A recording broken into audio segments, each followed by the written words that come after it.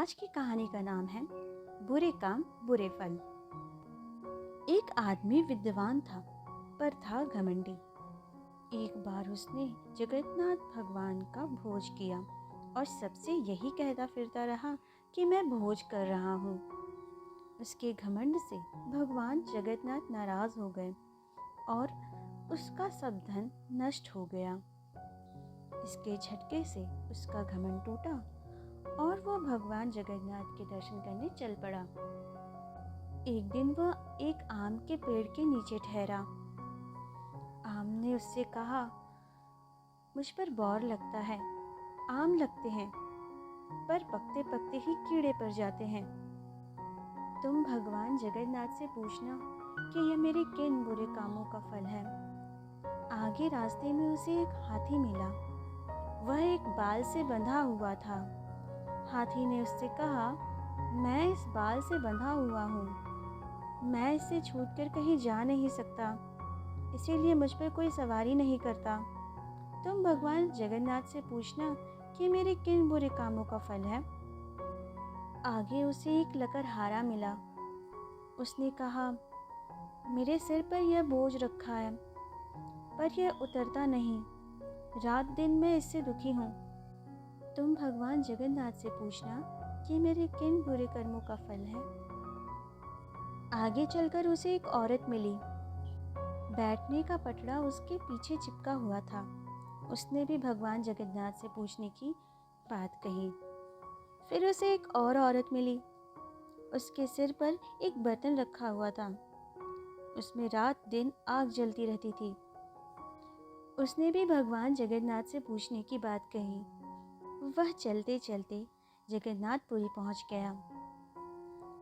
उसने भगवान से अपने घमंड की क्षमा मांगी। भगवान ने प्रसन्न होकर कहा, जो कुछ तेरा नष्ट हुआ है वह सब कुछ तुझे मिल जाएगा और तू सुखी होगा। तब उसने राह में मिलने वाले लोगों के दुख भगवान से कहे। भगवान जगन्नाथ ने उसको सबके दुख का कारण बताया और एक बेट दी कि ये सबको छुआ देना, उनके भी दुख दूर हो जाएंगे। लौटते समय उसे आग वाली औरत मिली। उसने बताया, तुम जलता तवा चूल्हे पर छोड़कर रसोई से बाहर आ जाती थी, इसी बुरे काम का फल है ये जलता बर्तन। आगे उसे पटड़े वाली औरत मिली। उसने बताया, तुम अपने बड़ों के सामने पटड़े पर बैठी रहती थी, उठकर प्रणाम नहीं करती थी। बेद से उसे ठीक कर वह आगे चला तो उसे लकड़हारा मिला। उसने बताया, तुमने दूसरों के सिर पर बोझ बढ़ाया, किसी का बोझ हल्का नहीं किया, इसी बुरे काम का यह फल है। बेद से उसका बोझ उतारकर वह आगे चला तो उसे बाल से बंधा हाथी मिला। उसने हाथी को बताया, पहले जन्म में कंघे से तुमने बाल सवार कर टूटे हुए बाल को ठीक तरीके से कूड़े में नहीं फेंके, वह उड़ते फिरते रहे और उससे जगह गंदी हुई, इसी बुरे काम का फल है ये। बेद से हाथी को बाल से छुड़ाने के बाद उसे आम मिला। उसने आम को बताया कि तुमने पहले जन्म में सबको खराब फल दिए और खुद अच्छे फल खाए। बेद से उसका भी दुख दूर कर वह अपने घर आ गया और सब सुख पाकर शांति से रहने लगा।